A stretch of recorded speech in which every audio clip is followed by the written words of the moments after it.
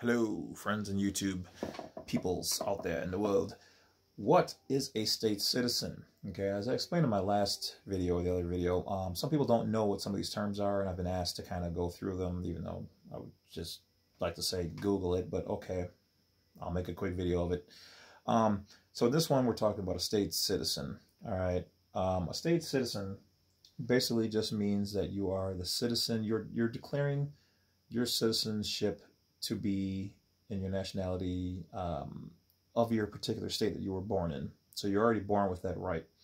A state citizen is essential. Now, if you declare that you are just a state citizen, you're saying just to this state do I have allegiance. I'm flying the Wisconsin or California or New Hampshire flag or Florida flag. I am that. I am not a 14th Amendment citizen, which was created, for the slaves back in like 1868 or whatever it was.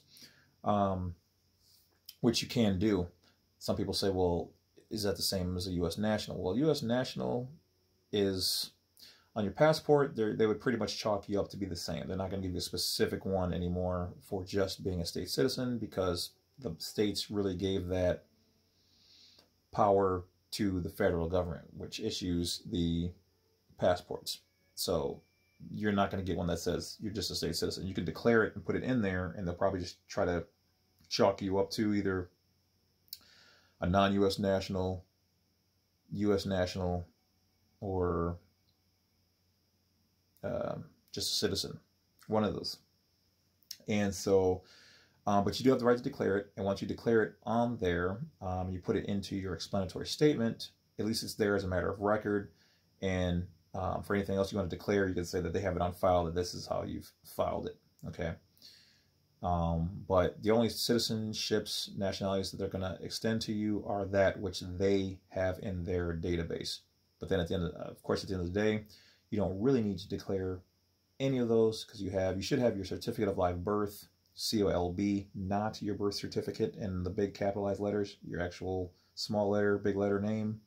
That proves that you're a national, because you're born in one of the states and you have that. That is your proof. You can also declare it. You can do your own declaration of status, if you will, and put your information on. This is what I'm saying. I am. So anyway, so a citizen of a state basically just means that you are declaring that your only allegiance, which you can also switch allegiances from this to that just by taking an oath on your declaration of status, writing it down, and then having signing it in front of a notary as well. Because once you take an oath to somebody else, like if you take an oath to my country and jurisdiction, you're now a citizen of mine. Haha. If you take a citizenship only with like what is it? Like actually becoming a United States 14th Amendment citizen, do you have to go through their whole process? But other places, or like becoming like a U.S. national, you already are one. I believe you can just declare yourself because there's no standard, no authorized one official thing. So it's kind of like if you declare yourself a citizen of the moon, there's no moon authority to say otherwise. So you can do that. How legal and how standing, if it comes down to brass tacks in a courtroom, I don't know. But you do have the right to declare anything you want. You can declare yourself crazy or whatever, so it don't really matter, right? Okay, so moving on. So citizens of each state, basically, once again, it's because back in the old days, it says no Negroes were allowed to be citizens of the state in 1789. And then they kind of go back and forth and argue these points. And so they were like, well, who are we citizens of? And they were kind of starting to try to extend it to like, okay, well, you're a citizen of the state. But Congress kind of was like, we'll take those people. Yes, yes. And so they came up with the 14th Amendment citizenship.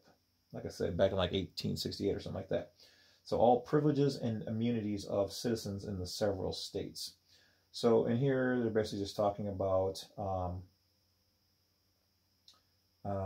your rights of a citizen, of all free governments, For liberty to acquire property, pursue happiness, and then it kind of goes on and on and on. Let's see. Private rights. So in other words, basically, a state citizen, you're going to have the same ability to be taxed and treated good or treated like crap. As a state citizen, you still have to pay your state taxes and whatever else. So the term state citizen has really almost kind of been done away with. I mean, you can still claim it. They're not going to give you a special card for it. But like I said, if you claim it in the proper way, which like some of our paperwork and other people's paperwork, they're just going to chalk you up to a U.S. national. That's kind of what they call that nowadays. Okay. And in that, basically, like I said before, you have all the rights and everything. You just can't hold off any federal offices. You can't vote for anything federal. Anything local you can do or take part in, because once again, you're still a state citizen. State citizen is a U.S. national. U.S. national essentially just means that you are a citizen of all the states, of the several states as they call them. So that's really, let's see here. The term resident and citizen are not synonymous. Okay, this is back in one of their judgments here.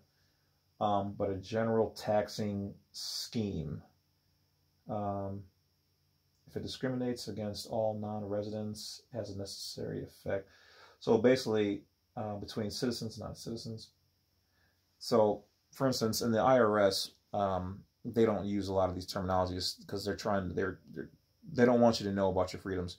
So with IRS, we're called, as U.S. nationals, you're born here, you've got that right. We're not called taxpayers. We're called non-resident aliens, okay? Whereas for regular people who are already 14th Amendment citizens, you never got rid of, you didn't distance yourself and declare your other side, and that's the side you're going to use as your jurisdiction.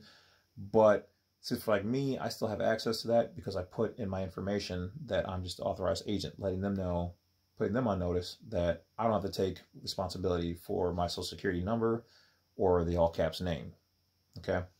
But for those people who haven't done that, you don't really want to cancel all that straight out, because if you do rescind all of that, one, they could think you're rescinding both citizenships and then you're stateless. If you say you're rescinding all of that side, then you're not going to have legal use of your social security, your all caps name and all that. Okay, so when you try to, bank accounts, credit cards, whatever else, all that stuff has that. So you want to be an authorized agent of and assume no liability when you do your paperwork to, whether you give it to the city, the state, or the passport agency, which is what I do. Okay, and other than that, so you'd be called a taxpayer or a resident alien, or a resident taxpayer, whatever it's called. So all in how they use these words, that's how they try to trip you up. So in general, that's basically what it is to be a state citizen, and a little bit of on the sides of U.S. national and how the words interplay and how they describe us in the IRS. So once again, if you don't know how to navigate these things, they confuse you, and then you don't want to deal with it, and that's how they keep you inside the gilded cage. So that's about it, guys. Thanks for watching. I appreciate all of you viewers, subscribers, and for all you people, like I don't even know how many people who watch but haven't subscribed yet. So subscribe. Why not? Okay. But thank you for all those people who did have faith from when I had 0 subscribers, getting us all the way up to here to 800 and almost 1,000 and however far it's going to go.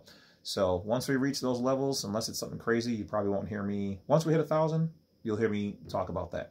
But other than that, after that, it's not going to really bother me. Now, if we hit 5,000 or 8,000, 10,000, then you'll hear me bring it back up. So that's our goal, 1,000.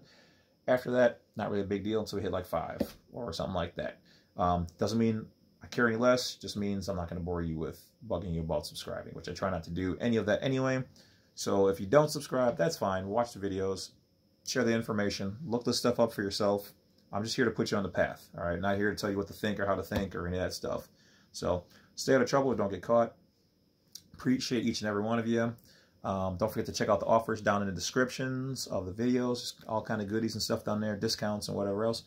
That's about it. Bad Wolf is over and out. And I think that's my last video for the day. Yeah, I got some more I could do, but yeah, they're light stuff. So not going to worry about it. Stay healthy. Stay away from the COVID-19. And take care of your family and friends. Tell them you love them. Talk to you later. Bad Wolf over and out.